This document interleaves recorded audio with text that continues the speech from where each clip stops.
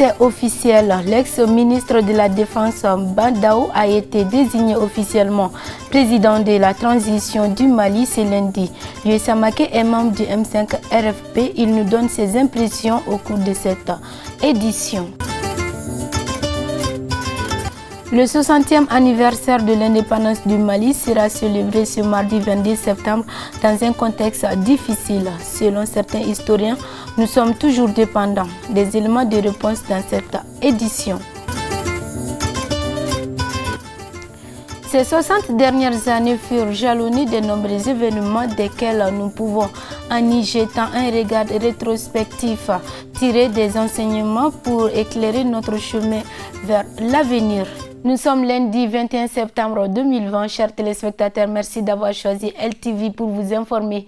Bonsoir à tous et bienvenue à cette édition. Je le disais dans les titres, plus d'un mois après le renversement du régime d'Ibrahim Boubacar Keïta, les Maliens attendaient impatiemment la désignation d'une personne selon les recommandations de la CEDEAO pour diriger la transition. Après des rencontres entre le M5 RFP et le Comité national pour le salut du peuple, les choix s'est porté sur le colonel-major à la retraite Bandao comme président de la transition et le colonel Assimi Goïta vice-président. Des leaders politiques membres du M5 RFP félicitent le Comité national pour le salut du peuple pour avoir désigné le président de la transition. Yé Samake est membre du M5 RFP. Il est au micro de Madina Traoré et Daouda Koulibaly. D'abord, mon avis, c'est que c'est un pas de l'avant. Nous avons été impatients de voir les choses évoluer. Et depuis plus d'un mois, nous attendons la mise en place des organes de la transition. Alors, nous félicitons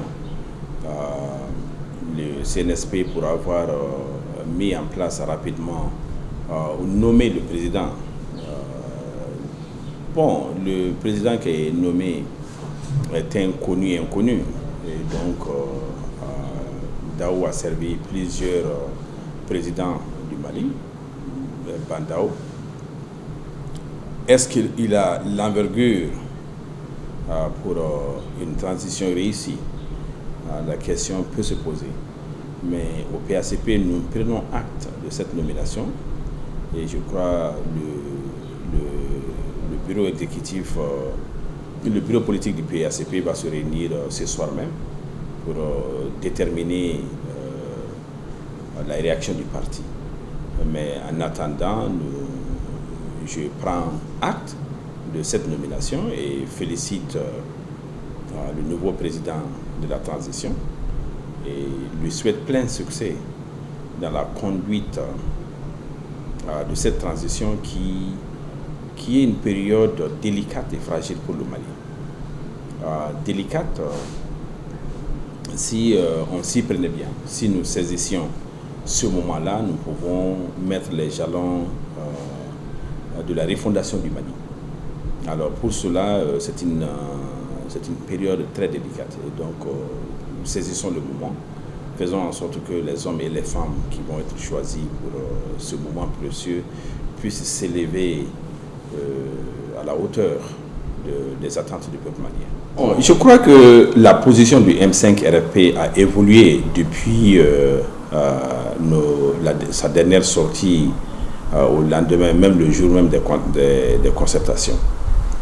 Il y a eu des consultations consécutives depuis.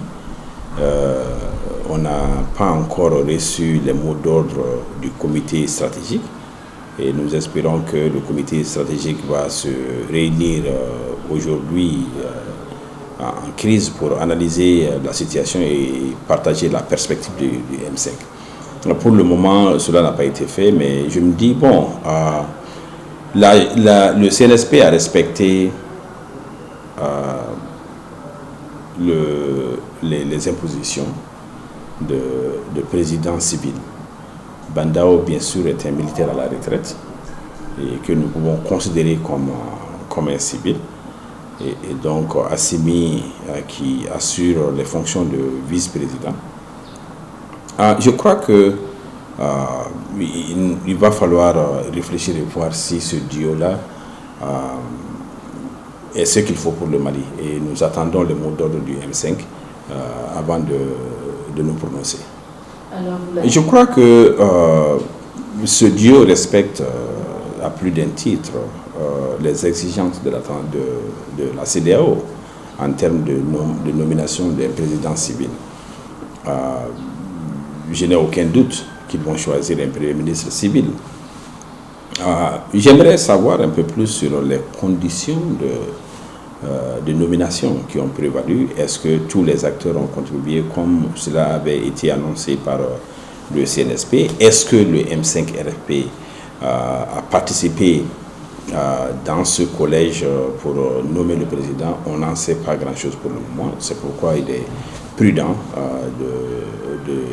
d'attendre le mot d'ordre du comité stratégique en tant que partie membre avant de nous prononcer. Mais nous espérons que ce serait quand même un pas de l'avant, qu'on puisse aller rapidement à la mise en place des autres organes et pour que le Mali puisse finalement retrouver son souffle. Tout dépend de l'attitude que le M5 va adopter. Je serais très heureux de savoir si en réalité Mahmoud Dicko a participé. Vous savez, nous sommes au M5 pour Mahmoud Dicko. Nous avons rejoint le M5 à cause de Mahmoud Dicko. Et donc c'est une autorité morale pour nous aussi et que nous respectons énormément. Mahmoud Dicko est un chef religieux musulman et moi je ne suis pas personnellement musulman, mais je crois en son combat et pour le Mali. Et donc si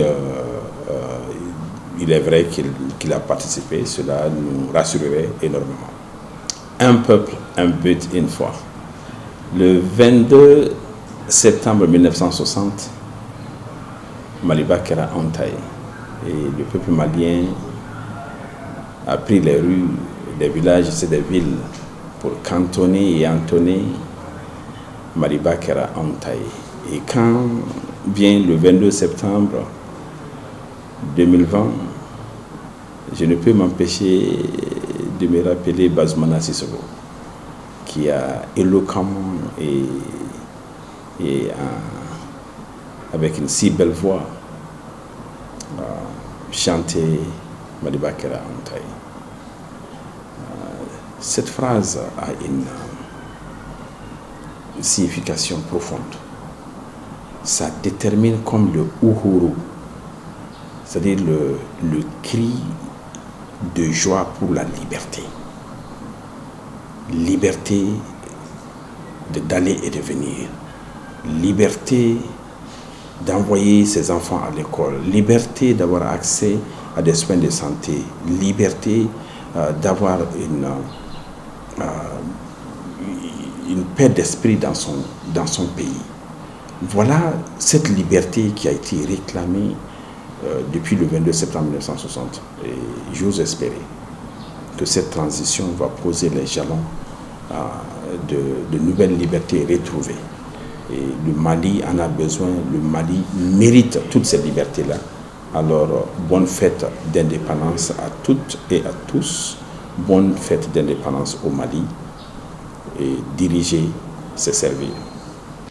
Également annoncé dans les titres, bientôt 60 ans d'indépendance, l'objectif des pères d'indépendance a été détruit après l'éclatement de la Fédération du Mali en 1960. Le père de l'indépendance avait un objectif bien déterminé selon Magma Gabriel Konaté, ancien chercheur et écrivain. L'éducation et l'enseignement ont été confondus. Être patriotique ne s'apprend pas à l'école, mais à la maison. Pour plus d'explications, notre équipe de reportage est allée à sa rencontre. Suivons. Une analyse assez complexe, une analyse assez délicate, une analyse assez difficile, parce que bientôt 60 ans que nous sommes indépendants, mais il faut croire que nous sommes toujours dépendants, pour la simple raison que l'indépendance n'est pas que économique, elle n'est pas que politique, elle n'est pas que culturelle, l'indépendance est intellectuelle. Il se trouve que malheureusement, les pères de cette indépendance, si on les réveillait aujourd'hui, ils allaient remourir. Parce que l'objectif qu'ils avaient au moment de cette indépendance-là, cet objectif-là a été biaisé, a été détruit, a été jeté aux orties. Lorsque il y a eu cette lutte d'émancipation de l'homme noir, pour que l'homme noir puisse s'affirmer, pour que l'homme noir puisse avoir confiance en lui-même, pour que l'homme noir prenne son destin en main, après l'éclatement de la Fédération du Mali, en 1960, Modibo avait un objectif bien déterminé. Modibo avait voulu le Malien, un nouveau Malien, un Malien qui soit imbu des valeurs sociétales du Mali, imbu de l'héritage que les prédécesseurs, les bâtisseurs des royaumes et empires ont eu à construire. Voilà l'objectif de Modibo. C'est pourquoi il a fait la réforme de 1962. Cette réforme de 1962 qui désengageait petit à petit le petit Malien de la domination coloniale. Une école adaptée aux réalités de chez nous, adaptée aux besoins de chez nous. Mais malheureusement, nous avons confondu éducation et enseignement. On a pensé que l'homme blanc est venu nous apporter le savoir universel, c'est vrai. Mais il se trouve que l'éducation se donne à la maison. Le patriotisme, ça ne s'apprend pas à l'école. Le patriotisme, ça s'apprend à la maison. L'amour du faso, ça s'apprend à la maison. C'est le père qui transmet cela à son enfant. C'est la maman qui transmet cela à son enfant. Et avec le régime socialiste, nous n'avons pas compris. Parce que ceux qui conseillaient Modibo l'ont très mal conseillé. Il a enclenché une révolution active qui devait normalement être précédée d'une révolution culturelle. Parce que tu ne peux pas construire une maison par en haut. Il faut commencer par le bas et le soubassement. Il faut préparer les esprits et la culture pour construire le pays. C'est ce que Mao a fait en Chine. Mao a voulu que la Chine marche sur ses deux jambes, l'industrie et l'agriculture. C'était l'objectif de Modibo. Mais malheureusement, on a sauté ce pas. On est venu nous jeter dans cette histoire de révolution active. La milice a été créée et ça a fait des exactions parce que pensant résorber le chômage, ils ont plutôt aggravé la situation socio-économique du pays. Donc ce régime-là a été renversé. Et cette liesse populaire a porté Moussa au pouvoir pendant 23 ans, le CMLN, le Comité militaire de libération nationale. Mais malheureusement, les sauveurs de ce 19 novembre 1968 se sont livrés aux pires vexations et aux pires exactions. Nous sommes restés 10 années d'apolitique. Il n'y avait aucune option politique. Quand tu dis aux Maliens, vous êtes libres de faire ce que vous voulez, donc on a compris par la chute de Modibo, par la liberté retrouvée, de faire ce que l'on veut comme l'on veut. Et il y a eu un nouveau type de Malien. Parce qu'avant, le Malien veillait sur son honneur, le Malien veillait sur ses valeurs sociétales, mais à partir de 1968 jusqu'à 1978, ce nouveau type de Malien a connu une société différente. La gabégie, la concussion, la prévarication, le népotisme, l'affairisme, le clientélisme. Voilà des concepts qui sont nés à partir de cette période. Donc, c'est à partir de 1978, après l'arrestation de Tchekoro et de Kissima Doukara, que Moussa a eu, paix à son âme aujourd'hui, a exercé pleinement le pouvoir en créant en 1979 l'Union démocratique du peuple malien. C'était un parti unique. Ce parti unique, malheureusement, ponctionnait le budget d'État parce qu'au Mali, ici, les gens n'adhèrent pas aux partis politiques parce qu'on a un idéal, parce qu'on accepte un idéal. On adhère aux partis politiques parce que celui qui gère le parti donne l'argent. Le parti vit de la poche de son président. C'est pourquoi le président, il fait ce qu'il veut, comme il entend, c'est lui qui décide. Ce que lui décide, c'est Dieu qui l'a décidé. Nous avons vécu cette période-là. À un certain moment, il arrivait une période où ça n'allait plus. L'économie était étouffée. Rien ne marchait parce que tout ce qui existait comme entreprise, société, entreprise d'État ont été bradés. Et bradés à telle enseigne que les salaires tardait à tomber, on faisait 3 mois, 4 mois de salaire. Et Moussa n'a pas hésité à dire que celui qui ne peut pas accepter ça, il n'a qu'à aller ailleurs. Si on peut travailler pendant 3 mois, 4 mois sans salaire, ça veut dire que quelque part, on est en train de manger quelque chose. Et il a dit, le constat est amer, mais le Malien produit ce qu'il ne consomme pas et il consomme ce qu'il ne produit pas. Au retour d'un sommet de la Baule, il a dit qu'il va mettre le Mali à l'école japonaise pour que l'on puisse construire notre développement à partir de notre culture. Le vent de l'Est l'a balayé, il est parti. On a instrumentalisé les propres fils du pays pour le faire partir en le traitant de dictateur, en le traitant de tous les noms d'oiseaux possibles, de mauvais augure bien entendu. En 91, il y a un groupe qui est venu sous prétexte que c'est des démocrates, qu'on a appelé le mouvement démocratique. Eux, ils sont venus, ils nous ont fait prendre de la bouse, en fait du crottin d'âne pour de la bonne crème fraîche que j'appelle tout ça. Donc, le mouvement démocratique a été un miroir aux alouettes. Cette révolution de 91 a été un miroir aux alouettes. Pourquoi? Parce que ceux qui se sont battus pour la révolution, pour le changement, sont au carré des martyrs, à 6 pieds sous terre. Ceux qui les ont mis dans la rue pour qu'ils meurent, pour que le Mali ait la démocratie, c'est eux qui sont devenus des multimillionnaires, des milliardaires aujourd'hui. Ça veut donc dire que la révolution de mars 91 a échoué.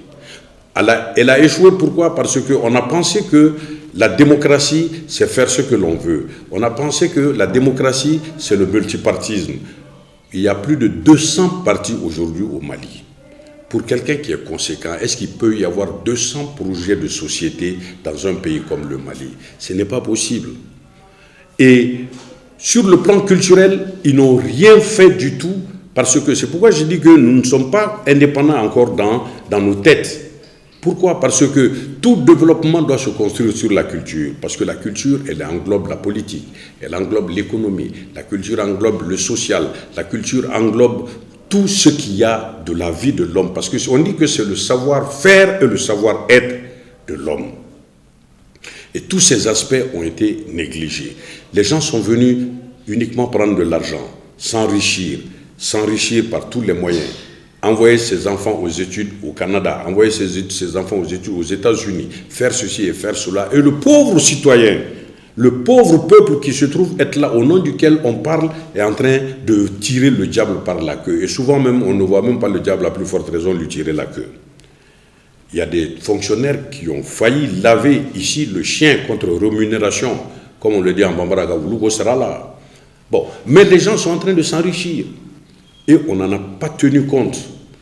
Et ils ont fait un code électoral en pensant à pouvoir mettre ça à leur profit dans les années à venir. C'est pourquoi le code électoral est très mauvais. Il n'y a jamais eu de bonne élection au Mali. Et deuxièmement, ils ont fait une charte des partis. Comment tu peux construire un parti politique pour conquérir le pouvoir? Conquérir ce pouvoir-là et que l'argent du contribuable serve à faire vivre ce parti. Un parti vit de l'argent de ses membres, la cotisation de ses membres, les cartes des membres. C'est ça qui fait vivre un parti. Mais si on finance un parti politique, ça n'a pas de sens. C'est une aberration. Il n'y a que ça au Mali. Tu vois ça au Mali seulement. Comment tu peux... Bon, normal. Et on a organisé des élections. En 2013... nous avons choisi Ibrahim Boubacar Keïta pour faire de lui le président de la République du Mali. Il est venu, il n'avait aucun programme. Il est venu, il a dit le Mali d'abord, le bonheur des Maliens, l'honneur du Mali. Voilà ce qu'il nous a dit. On a eu foi en lui, on l'a choisi. Quand on l'a pris, qu'est-ce qu'on a retrouvé? Ma famille d'abord, le bonheur de ma famille, l'honneur de ma famille. Et on a fait 5 années comme ça. Et après, en 2018, on a tripatouillé la Constitution de manière à ce que les forces internationales ne puissent intervenir, de manière à ce que les organismes internationaux ne puissent pas intervenir. On a financé nous-mêmes nos élections pour en faire ce que l'on veut. On a tripatouillé la Constitution.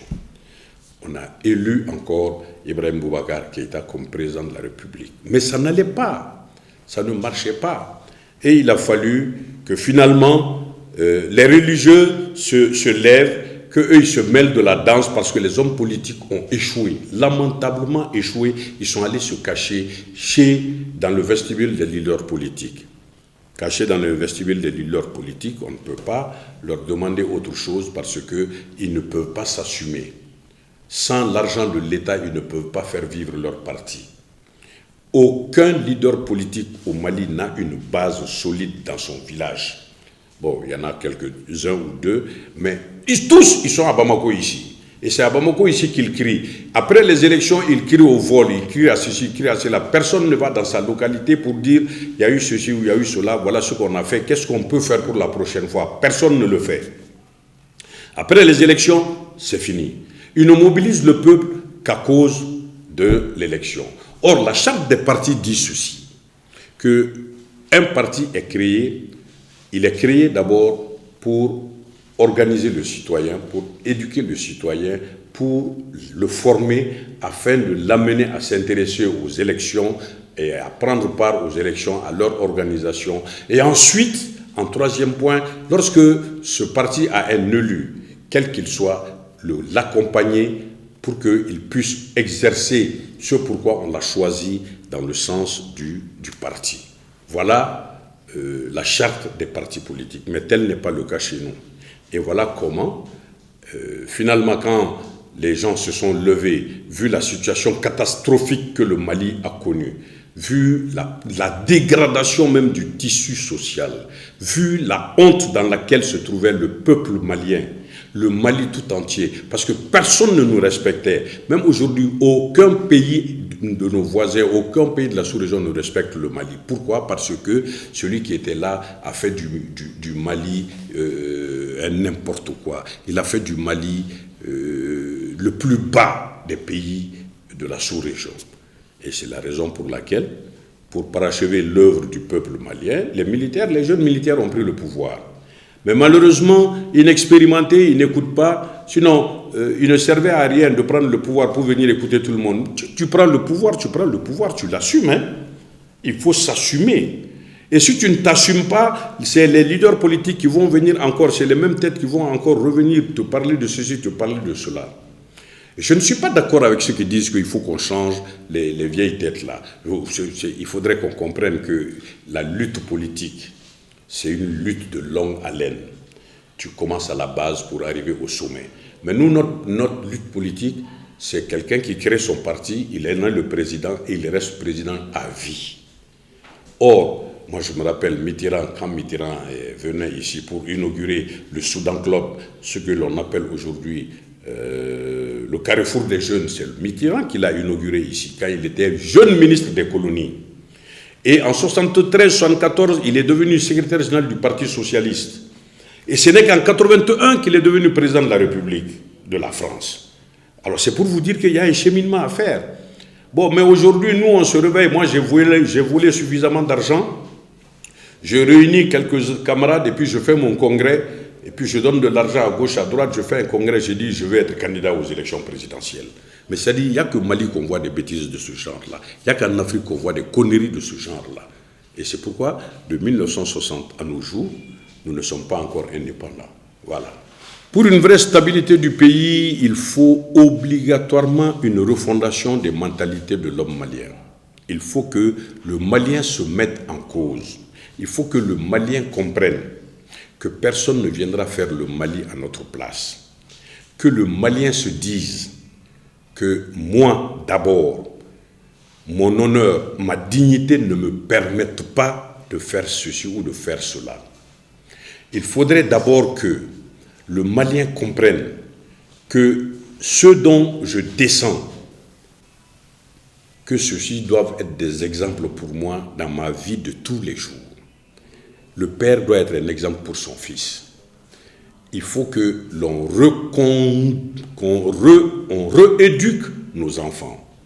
Parce que l'homme blanc a détruit notre tissu social. Mais ce n'est pas lui-même, hein, c'est nous-mêmes qui avons détruit notre tissu social. La Chine, le Japon, l'Inde, les pays que l'on dit émergents, ces pays, ils ont construit leur développement comment? Ils ont construit leur développement à partir de leur culture. Mais n'empêche, il faut apprendre le savoir universel, ils vont l'apprendre ailleurs pour venir l'ajouter à leur savoir traditionnel et le développer. Je le dis très souvent, le président de Toyota, quand il quitte son bureau, veste et cravate, il a fini, il sort de sa Mercedes, il arrive chez lui, mais il met sa veste à côté, il met son kimono, il s'assoit, il met sa sandale, il s'assoit sur son tatami, on lui amène son bol de riz, il le mange avec sa baguette. C'est ça, la culture. Et quel est le Malien qui aujourd'hui, avec un salaire de 100 à 150 000 francs, mange à la main avec ses enfants? Ils ne sont pas nombreux, parce que nous voulons tous, autant que nous sommes, nous voulons faire comme l'homme blanc. Nous avons le complexe de l'homme blanc. Je ne dis pas qu'il faut rejeter tout, mais ce que nous avons, pourquoi nos anciens mangeaient ensemble autour du même plat? Est-ce qu'on s'est posé cette question? Si on arrive à ça, si on comprend le pourquoi de cela, on ne va jamais arrêter ceci. Parce que d'abord, c'est apprendre le partage, l'acceptation de l'autre, c'est l'humilité, la compréhension de l'autre et s'occuper de l'autre. Parce que celui qu'on ne voit pas, on dit « Ah, un tel, on ne l'a pas vu aujourd'hui au repas, qu'est-ce qu'il a ?» Ça permet de savoir ce qu'il a et de traiter cet état de fait. Mais malheureusement, tel n'est pas le cas. J'ai dit avant, quand nos médecins vont aller étudier, ils vont étudier la médecine, quand ils reviennent, qu'est-ce qu'ils viennent appliquer chez nous ici? Ils viennent appliquer ce qu'ils ont appris en Occident. Nous n'avons pas le même organisme. Moi, le matin, quand je me réveille, quand je sens qu'il y a une partie de mon corps qui commence à chauffer, ça veut dire qu'il va y avoir bientôt un furoncle. Je mets la salive dessus. La première salive, je mets dessus. C'est un antibiotique incontestable. Nos médecins, est-ce qu'ils font des recherches pour savoir quelle est la valeur de cette salive-là? Qu'est-ce que cette salive-là contient pour construire ceci ou construire cela? C'est ce qu'il faut rechercher. Avant que l'on ait le contact avec l'homme blanc, avant que l'on ait le contact avec l'arabe, comment on se soignait? Mais le Chinois, il ne te fait pas de piqûre. Hein. Le Chinois, il fait l'acupuncture. Le Chinois te donne des comprimés à partir des plantes de chez lui. Tous les médicaments sont à base de plantes. Mais nous avons les plantes chez nous ici. Quand tu as le palu, très simplement, on le traite comment? Avec le Kosafner. Le palu, on le traite comment? Avec Segou Fali. Quand tu as l'atout, tu traites avec comment? Avec comment ils appellent ça déjà? Le sirop de Balembo. C'est très simple. Mais pourquoi ne pas mettre en valeur ces médicaments qui sont chez nous ici, qui peuvent nous traiter? On parle de Covid-19. Avant de te coucher, mets un petit bout de beurre de karité dans ta narine ici. Dans ta narine ici, tu en avales un peu, tu dors tranquillement, tu te réveilles, le matin, c'est fini. Tu n'as plus rien.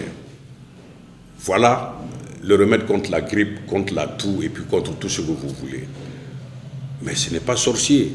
Mais il faut qu'on ait confiance en nous-mêmes. Que nous-mêmes, nous soyons l'artisan de notre développement. Il ne faudrait pas que l'autre prévoit le développement pour nous. L'homme blanc, il te donne la main. Le Malien est en train de crier « Ah, embargo, on a 40 conteneurs bloqués. » Mais c'est un faux problème, c'est faux et archi-faux, c'est du mensonge. Les 40 conteneurs bloqués, les 400 conteneurs bloqués, là, c'était avant la Covid, c'était pendant la Covid-19. Mais maintenant, on veut nous faire croire que c'est parce que la CEDEAO a décrété l'embargo que les 400 conteneurs sont bloqués là-bas. C'est pas vrai. On a connu le blocage de ceci ou cela bien avant le coup d'État. Mais aujourd'hui, les commerçants disent que le Mali est étouffé parce que le Malien ne veut pas vivre de son salaire, ne veut pas vivre de son travail. Le Mali n'attend que de l'extérieur. Cuba a fait combien d'années d'embargo? Cuba a vécu sous embargo pendant combien d'années? Mais ils ont réussi à développer un savoir endogène qui les a amenés à être les médecins modernes, les médecins les meilleurs au monde aujourd'hui. Ils ont développé un savoir endogène qui leur a permis de développer leur pays. Bon, mais on peut en faire autant. Et nous, qu'est-ce qui nous empêche? Nous avons, s'il pleut, si Dieu veut bien nous donner de la bonne pluie, nous avons nos mil, nous avons nos maïs, nous avons nos sorgho ici, nous avons nos ignames, nous avons nos patates, nous avons nos bananes ici, nous avons tout ce que nous voulons. Nous pouvons manger ça. Nos femmes peuvent transformer ces produits-là qu'on peut manger. D'accord, l'argent, c'est vrai, l'argent, la BCEAO a fermé, si la BCEAO a fermé, mais lui, il a un poulet. Il vient me voir. Moi, on peut revenir au système de troc avant que ces gens-là aient la présence d'esprit. Parce que la CEDEAO, ce n'est que le syndicat. Moi, je le dis aujourd'hui, je n'ai pas peur de le dire. C'est le syndicat des chefs d'État. Ce n'est pas le syndicat des peuples.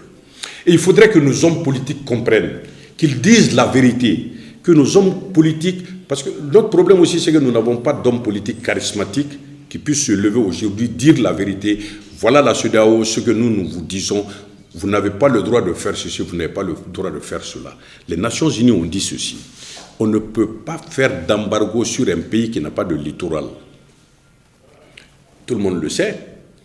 Bon, comment on peut accepter que nous, on soit sous embargo? Nous n'avons pas de littoral parce que nous n'avons pas d'accès sur la mer. Les Nations Unies ont décrété ça. Qu'on ne peut pas faire d'embargo contre un pays qui n'a pas un littoral. Alors... Pourquoi embargo contre le Mali?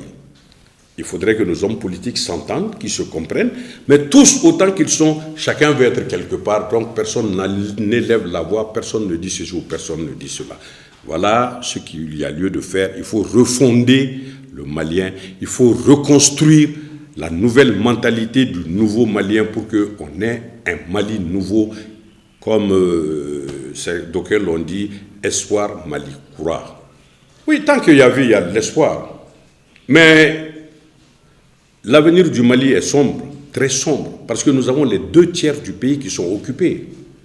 Les 2/3 du Mali sont occupés. Pourquoi? Cependant, nous avons... Quelle force nous n'avons pas chez nous ici? Et où était la CEDEAO quand on occupait les 2/3 de notre territoire? Où était la CEDEAO au moment où on tuait les gens à Ougosabou? Où était la CEDEAO au moment où on tuait les gens à ce jour ou à cela? C'est un peu ça la difficulté, c'est un peu ça le problème.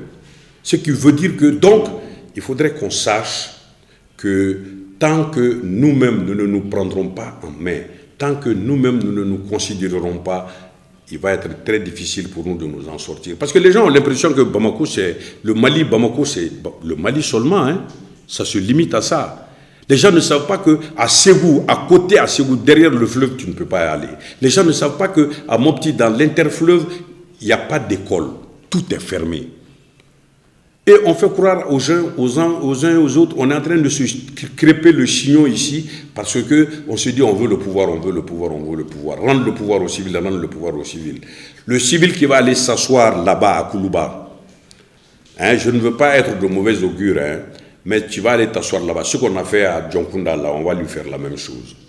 Et quand les militaires vont donner le pouvoir à ces civils-là, ce qu'on a fait à Amadou Aya Sanogo, c'est ce qu'on va leur faire. Voilà la situation. Le Mali a 67 années. Si pour une personne, la soixantaine est une borne qui signale le seuil du troisième âge, pour un État, il s'agit de l'entame d'un parcours au long cours. Le Mali semble se la colliner comme une maladie chronique. La République du Mali a été proclamée dans le contexte de la crise de l'éclatement de l'éphémère fédération qui nous unissait au Sénégal. Cette crise fut un stimulant pour les jeunes États parce que les dirigeants de l'époque avaient chevillé au corps le patriotisme et les citoyens en avaient pris de la graine. Modibo Keïta, enseignant-chercheur, est au micro de Madina Traoré et Daouda Koulibaly. Donc il faut noter que de l'indépendance, c'est-à-dire 29 septembre 1960, n'est-ce pas, à nos jours, le Mali a connu, n'est-ce pas, 3 phases, 3 républiques, vous comprenez. Donc la première république, n'est-ce pas, ça c'était de 1960 à 1968. On appelle ça le régime socialiste. Et pendant ce régime-là, il y a eu beaucoup de sociétés et entreprises d'État qui ont été créées. Donc, n'est-ce pas, des sociétés comme, n'est-ce pas, CEPOM, ensuite EDM, etc., ont été créées aussi, la SOMIEX. Donc, c'était un régime purement socialiste, n'est-ce pas, qui avait comme président Modibo Keïta. Et à partir, n'est-ce pas, de 1968, donc il y a eu les événements, n'est-ce pas, le coup d'État de 68, n'est-ce pas, qui a amené au pouvoir le CMLN. Donc le comité militaire de libération nationale dirigé par, n'est-ce pas, Moussa Traoré, le lieutenant Moussa Traoré. Donc à partir de 1974, il y a eu ce qu'on appelle une nouvelle constitution, donc qui scelle, n'est-ce pas, l'avènement de la Deuxième République. Et là, cette Deuxième République, on peut l'appeler le régime militaire. Donc un régime, n'est-ce pas, dirigé par, n'est-ce pas, Moussa Traoré, n'est-ce pas, et le parti unique aussi, puisqu'en 1979, il va y avoir ce qu'on appelle l'UDPM, Union démocratique du peuple malien, n'est-ce pas, qui a été créé, donc le parti unique. Et donc cette Deuxième République aussi se caractérise par beaucoup de choses. Il y a eu ce qu'on appelle, n'est-ce pas, les ODR, les opérations de développement agricole, comme opération Rimopti, opération 1000 Mopti, opération Risségou, opération Ndama de Yampoulila, donc des opérations de développement. Mais aussi, il y a eu en 82 la création, n'est-ce pas, la construction du barrage de Sélengué. Donc ensuite, l'ouverture des mines comme, n'est-ce pas, la mine, n'est-ce pas, comment on appelle, qui se trouve au niveau de la région de Sikasso. Donc ensuite, il y a eu aussi, comment on appelle, un développement au niveau, n'est-ce pas, des activités rurales. Donc voilà. Maintenant, à partir de 1991, le 26 mars 1991, n'est-ce pas, à la suite d'insurrections populaires, donc les mouvements démocratiques ont réclamé, n'est-ce pas, le départ de Moussa Traoré. Et c'est la suite, on la connaît. C'est suivi le coup d'État, n'est-ce pas, le 26 mars, n'est-ce pas. Donc on va organiser une transition dirigée par, n'est-ce pas, l'auteur du coup d'État. Il s'agit de lieutenant-colonel Amadou Toumani Touré. Et donc maintenant, ils vont mettre les bases, n'est-ce pas, de la République, de la nouvelle République, la Troisième République. Il s'agit, n'est-ce pas, du Mali démocratique. Et c'est comme ça qu'on va élaborer ce qu'on appelle la Constitution du Mali, et la nouvelle Constitution en 1992, et donc qui crée ce qu'on appelle, n'est-ce pas, une république, n'est-ce pas, démocratique, basée sur le multipartisme intégral. Donc c'est cette Troisième République-là, n'est-ce pas, dans laquelle nous sommes actuellement. Et donc cette Troisième République-là se caractérise par ce qu'on appelle la multiplication, n'est-ce pas, des sociétés privées. Ensuite, la multiplication, n'est-ce pas, des médias. Et donc la création des écoles privées, ensuite la création des radios privées, des télévisions privées, et donc bref, n'est-ce pas, la liberté d'expression, n'est-ce pas, a eu vraiment, c'est véritablement amorcé, n'est-ce pas, pendant cette Troisième République-là. Et ce qu'il faut retenir, n'est-ce pas, et c'est que le Mali vient de loin. Et de l'indépendance, n'est-ce pas, à maintenant, beaucoup de choses ont été faites. Et ceux qui pensent que, n'est-ce pas, rien n'a été fait, n'est-ce pas, moi je ne suis pas d'accord. Chaque régime, chaque étape, n'est-ce pas, de notre République, de notre vie, de la vie de la nation, n'est-ce pas, est marquée par une évolution. Quelque part, n'est-ce pas, il y a quelques frustrations, il y a quelques problèmes. Mais quand même, ça se caractérise d'une façon générale par une évolution très nette. Donc le Mali, n'est-ce pas, comme l'a dit Souleta Keïta, n'est-ce pas, le Mandé peut tanguer, mais le Mandé ne chavirera point. Et donc notre pays, le Mali, n'est-ce pas, est en train de tanguer, mais il faut noter que le Mali ne chavirera point. Donc nous avons des ressources nécessaires pour pouvoir nous mettre, n'est-ce pas, encore debout. Nous avons des valeurs qui sont là, comme le Sinangouya, le Modéa, le Mamoussouya. Donc il y a toutes ces valeurs-là qui nous permettent encore de ressouder, n'est-ce pas, nos liens. L'indépendance, c'est vrai, ce n'est pas 60 jours. Donc c'est 60 années, ceux qui sont nés, n'est-ce pas, en 1960, n'est-ce pas, c'est des vieux aujourd'hui. Donc 60 années d'indépendance se caractérise par une certaine l'éveil des consciences, n'est-ce pas, au niveau du Mali. L'éveil des consciences. Parce que quand on retourne un tout petit peu le passé récent, à partir de 1991 déjà, de 1991 à maintenant, on sait que beaucoup de choses, n'est-ce pas, ont évolué. Ça, il faut le noter.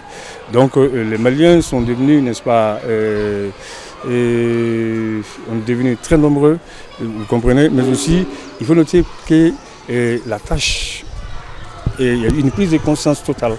des sociétés qui se créent par-ci par-là, des sociétés privées qui se créent. Reculer un peu, n'est-ce pas, dans les années 80, où il y avait des multitudes de chômeurs. C'était l'État, tout le monde était collé à l'État. Mais avec l'avènement de la démocratie, on dirait que, n'est-ce pas, on a multiplié, n'est-ce pas, les opportunités d'emploi partout, n'est-ce pas, dans ce pays. Donc les gens ont eu une prise de conscience nette et je crois que le Mali va avancer. Et moi, j'ai, n'est-ce pas, la certitude que c'est un pays, n'est-ce pas, qui est en train de se développer. Il faut noter que ces derniers temps, n'est-ce pas, ça devient difficile. Ça devient difficile, ça, il faut le noter. Je pense que c'est des incompréhensions qui sont là. Et ce qu'il faut faire, il faut avoir des institutions très fortes. Parce que je pense que le coup d'État, n'est-ce pas, même de cette année qui peut-être qu'on appellera peut-être pas coup d'État, mais on peut profiter, n'est-ce pas, de cette opportunité pour avoir des institutions fortes, pour avoir des textes fiables, n'est-ce pas, qui pourront, n'est-ce pas, mettre le pays à l'abri de tous ces problèmes-là. Donc c'est ça qu'il faut faire. Tant qu'il n'y a pas d'institutions fortes, on n'a pas besoin d'hommes forts, mais on a surtout besoin d'institutions fortes. Les institutions fortes là peuvent nous mettre, n'est-ce pas, à l'abri de ces problèmes. Regardez les pays qui nous entourent, le Sénégal. Le Sénégal n'a jamais connu des coups d'État. C'est parce que tout simplement, les institutions sénégalaises, n'est-ce pas, sont fortes. Donc, et prennent en compte, n'est-ce pas, toutes les aspirations du peuple. On se lève tous les jours, on fait du bruit ici au Mali, et chacun défend, n'est-ce pas, sa cause, et on chasse les présidents. Non, il faudrait que cela prenne fin et qu'on se base, n'est-ce pas, sur nos valeurs. Nous avons des valeurs traditionnelles. Nous sommes issus, n'est-ce pas, des grands hommes. Il y a eu des grands empires ici. L'empire Songhai, l'empire du Mali, l'empire du Ghana, et les grands royaumes, n'est-ce pas, avec des rois, n'est-ce pas, Sundiata Keita, etc. Donc on peut, n'est-ce pas, retourner à nos sources pour voir dans quel cas il faut, n'est-ce pas, préserver notre pays et de ces mouvements, n'est-ce pas, de ces incompréhensions, n'est-ce pas, à répétition. Absolument, au niveau des politiciens, il y a des failles parce que certains pensent que, ça il faut le noter, les politiciens ne jouent pas leur rôle. Leur rôle, c'est quoi? Lorsque tu es un parti politique, il faut faire ce qu'on appelle, n'est-ce pas, une conscientisation du peuple. Ils sont financés pour ça. Les partis politiques sont financés pour ça, pour qu'ils fassent, n'est-ce pas, une animation au niveau, n'est-ce pas, de leur base. Mais je vois que cela ne se fait pas. Donc il n'y a pas une éducation politique qui à la base. Donc ce qui fait que les gens ont toujours leurs différences, ils ont toujours, n'est-ce pas, ils ont tendance, n'est-ce pas, à se rejeter mutuellement. On a tendance, n'est-ce pas, à avoir d'autres types de Maliens dans notre pays. Et c'est ça, la politique, pour, n'est-ce pas, sensibiliser, n'est-ce pas, les populations, afin que les gens puissent rester soudés et qu'on puisse vraiment abandonner, n'est-ce pas, les clivages, on puisse abandonner, n'est-ce pas, nos différences pour faire face au développement de notre pays. Donc un pays, n'est-ce pas, qui vient de très loin. Et je vous rappelle encore que parmi tous les pays de l'Afrique occidentale, le Mali, n'est-ce pas, est un pays très très anciennement peuplé. Pendant que nous étions peuplés, nous avions du monde sur notre territoire, certains de nos voisins, beaucoup de nos voisins, pour ne pas dire tous nos voisins, n'avaient rien. Il n'y avait personne. Et alors la preuve, c'est l'homme d'Asselar. L'homme d'Asselar qu'on a découvert au Mali, n'est-ce pas, en 1927, c'est un archéologue français, Théodore Monod, qui a découvert cela. Et l'homme d'Asselar, c'est quoi? C'est un maillon, n'est-ce pas, de l'Homo sapiens sapiens. Et l'Homo sapiens sapiens est le 4e maillon de l'évolution humaine. Parce qu'on a dit que l'homme est issu de 4 spécimens humains. Il s'agit, n'est-ce pas, de l'Australopithèque, du Pithecanthrope, du Néandertalien et de l'Homo sapiens. Donc l'Homo sapiens sapiens a été découvert, n'est-ce pas, au Mali. Donc c'est un pays anciennement peuplé, mais aussi un pays d'une brillante civilisation. Je crois que ce pays ne doit pas tomber jusqu'à ce point. Je pense qu'il y a seulement des retouches à faire au niveau, n'est-ce pas, de la conscientisation populaire, au niveau, n'est-ce pas, des partis politiques et au niveau, n'est-ce pas, les propositions de sortie de crise, n'est-ce pas, sont très simples. Tu as dit tout de suite, n'est-ce pas, c'est certaines choses, certaines difficultés qui amènent ces problèmes de coup d'État, etc. Et je crois que nous devons saluer, n'est-ce pas, les autorités actuelles, n'est-ce pas, et qui sont en train qui s'attellent, n'est-ce pas, pour la sortie des crises, à savoir un président, n'est-ce pas, civil, et ensuite un premier ministre civil, donc un vice-président, n'est-ce pas, militaire, qu'importe, donc ensuite un gouvernement, n'est-ce pas, mixte. Donc c'est ça seulement, puisque nous sommes dans une organisation. La CEDEAO, la Communauté économique des États de l'Afrique de l'Ouest, a été créée en 1975. Donc de cette date, n'est-ce pas, à maintenant, cette organisation a joué son rôle dans tous les pays, y compris ici au Mali. Donc nous devons rester, n'est-ce pas, derrière cette organisation parce que les textes qui sont, n'est-ce pas, au niveau de la CEDEAO sont des textes qui ont été ratifiés par le Mali. Donc dans ces textes-là, alors il a été dit qu'il n'est-ce pas, plus, n'est-ce pas, de coup d'État militaire. Hein? Donc un militaire qui veut venir au pouvoir doit abandonner la tenue pour se présenter, n'est-ce pas? Donc maintenant, certaines difficultés ont amené notre pays, n'est-ce pas, là où nous sommes aujourd'hui, ben, ils sont en train de réparer. Et je pense qu'ils parviendront, n'est-ce pas, à le faire. Et c'est la seule manière, n'est-ce pas, de sortir des crises. Voilà. C'est ce qui met fin à cette édition. Merci à vous de l'avoir suivi et bonne suite de programme sur La Liberté Télévision.